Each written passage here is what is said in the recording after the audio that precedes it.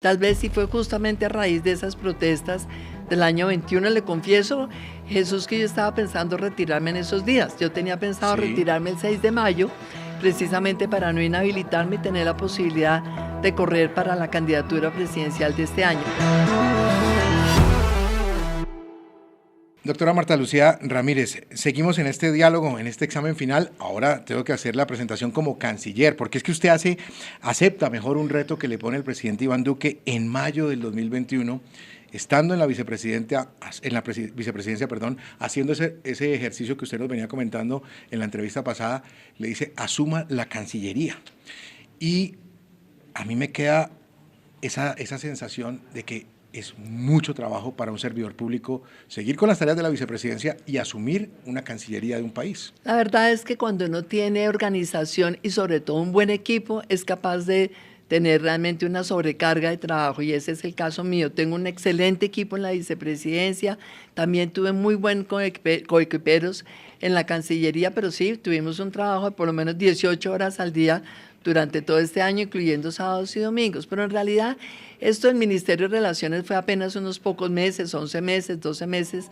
Tal vez sí fue justamente a raíz de esas protestas del año 21. Le confieso, Jesús, que yo estaba pensando retirarme en esos días. Yo tenía pensado Sí. retirarme el 6 de mayo, precisamente para no inhabilitarme y tener la posibilidad de correr para la candidatura presidencial de este año. Pero ante semejante crisis que estamos viviendo, obviamente uno no se baja del barco cuando está empezando un temporal, y era un temporal muy fuerte, de tal manera que con todo el gusto me quedé acompañando al presidente Duque como canciller, y ha sido una experiencia realmente muy valiosa poder apoyar en muchos temas fundamentales para Colombia, la Corte Penal Internacional, haber logrado el cierre de esa investigación preliminar que duró 17 años, un país 17 años casi que sub judice. Fue muy importante. Llevamos ese informe voluntario que ha preparado Colombia bajo la solicitud del presidente Duque, con el trabajo y el liderazgo extraordinario de la Agencia de Defensa Jurídica, el doctor Camilo Gómez. Hablé con el fiscal de la Corte Penal 2 veces, hice visitas allí, lo persuadí de venir a Colombia, y para nosotros fue un gran logro cuando vino, cuando leyó el informe, cuando oyó las explicaciones que le hicimos allá, precisamente sabiendo que hay una justicia transicional en Colombia que ha funcionado, que ha permitido que no haya ningún caso de impunidad en casos graves de violación a los derechos humanos, y por eso se logró el cierre de esa investigación contra Colombia. Ahora tenemos una relación de mucha confianza que implica que tenemos que mantener este desafío de unos estándares muy altos en materia de justicia. Vicepresidenta y canciller, otro de los retos grandes al frente de la Cancillería tuvo que ver con el tema de la migración, el impacto de la migración, el tema de la llegada de los migrantes venezolanos y cómo se los podía reincorporar al ritmo tanto económico, social, de salud del país, de Colombia. Eso fue un gran reto. ¿Y cuál fue la clave para lograrlo? Porque las cifras hoy demuestran que lo hicieron y lo hicieron bien. La verdad es que este Estatuto de Protección Temporal del presidente Duque tiene hoy un gran reconocimiento internacional. ¿Por qué? Porque es que Colombia asumió con mucho realismo que no íbamos a frenar la migración, que era imposible parar en todos los pasos fronterizos a los migrantes venezolanos que venían despavoridos de toda esa situación humanitaria, esa crisis que vive Venezuela precisamente por la dictadura. Y entonces se diseñó algo que tuve muy en cuenta, entre otras cosas, lo que ya había hecho Turquía recibiendo la crisis, los migrantes de Siria.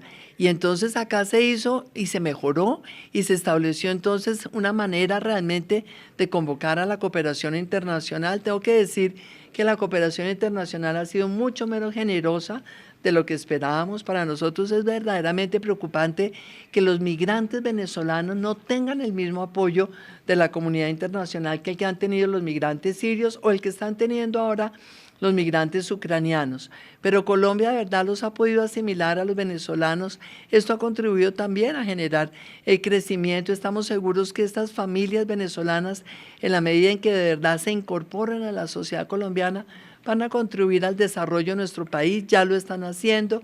Es una oportunidad que sin duda ellos se merecen, así como los colombianos que en el pasado fueron a Venezuela por razones distintas, por la pobreza que había en Colombia, por muchas razones, pero en Venezuela también recibieron a los colombianos con generosidad, de tal manera que aquí estamos con esa satisfacción de que ya a estas alturas hay más de 1 millón de venezolanos Sí. que han recibido su tarjeta de su estatuto de protección temporal y que de verdad se han ido asimilando en la sociedad colombiana. Vicepresidente y canciller, usted fue embajadora en Francia y luego asume ahora el tema de la Cancillería. ¿Le cambia un poco la visión y la misión del servicio diplomático en el exterior cuando usted lo enfrentó como embajadora y ahora como canciller, que usted ya tenía esa experiencia del otro lado y la aplica a lo que puede hacer? La verdad, cuando yo estuve en la embajada me sentí muy sola, realmente como que no había alineamiento, no había mucho direccionamiento en algunos temas, y lo que quise hacer desde acá fue justamente compensar eso. Yo le mandaba a todos los embajadores nuestros todas las semanas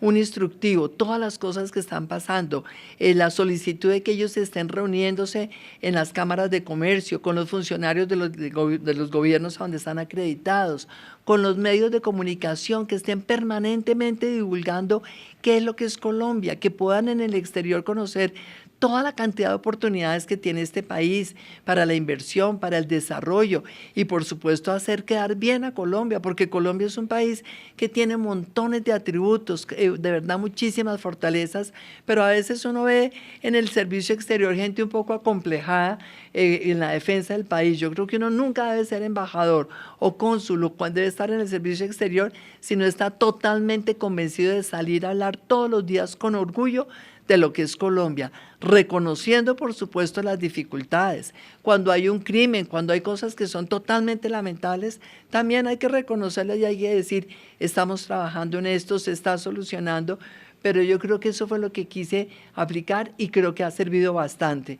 Pero por otro lado, digamos, siento que en materia de política exterior, Colombia ha logrado durante estos 4 años también fortalecer algunos escenarios que son importantes. Todo el tema a nivel regional, lo que fue la presidencia pro tempore de la Comunidad Andina, la presidencia pro tempore de Prosur, también lo de la Alianza del Pacífico. En mi época de la Embajada de Francia, que es el ejemplo suyo, no existía todavía la Alianza del Pacífico. Ese es un mecanismo de integración que sin duda va a darle grandísimas oportunidades a Colombia, al igual que a los demás países miembros, es decir, México, Chile, Ecuador, que va a ingresar ahora, Perú, y tenemos a Singapur, un aliado extraordinario que fue precisamente uno de los logros de Colombia en esa presidencia pro tempore. Yo creo que uno de los embajadores en el exterior tiene que darles línea, estarles exigiendo, tomando la tarea, porque nadie puede tener la idea de que las embajadas son realmente algo de menor importancia, son tremendamente importantes. Nosotros tenemos un grupo de embajadores de lujo, hay otros donde uno quisiera un poquito más de velocidad y de resultados, pero creo que en términos generales se ha hecho una muy buena tarea. Para finalizar, si le pregunto por un reto, uno, que tenga en política exterior y en ese servicio diplomático el próximo gobierno, el de Gustavo Petro, ¿cuál sería? Pues mantener realmente el interés que hay sobre Colombia, lograr una cooperación permanente para también mantener esa voz exigiendo que vuelva la democracia a Venezuela, porque es que esto es parte de la política exterior, pero tiene que ver con el futuro de Colombia, con la seguridad de los colombianos. Si se mantiene la dictadura en Venezuela, el narcotráfico en Venezuela, la presencia de grupos terroristas en Venezuela, si Venezuela llegara a convertirse en un teatro de operaciones militares de algunos actores extrarregionales, eso es desastroso para el futuro de la seguridad en Colombia. Por eso creo que la cooperación internacional y esa visibilidad de Colombia es fundamental en esa materia. Pero por otro lado, todo el liderazgo de Colombia en materia de sostenibilidad ambiental, la atracción de la inversión, creo que son desafíos, esa diplomacia científica, la diplomacia económica, la diplomacia sanitaria que venimos haciendo, y esa diplomacia por la democracia es muy importante mantenerlas, y habrá que profundizar y mejorar algunas áreas. Claro, pero en el tema de Venezuela, ya el gobierno electo de Gustavo Petro ha dicho que va a restablecer relaciones tanto comerciales como diplomáticas.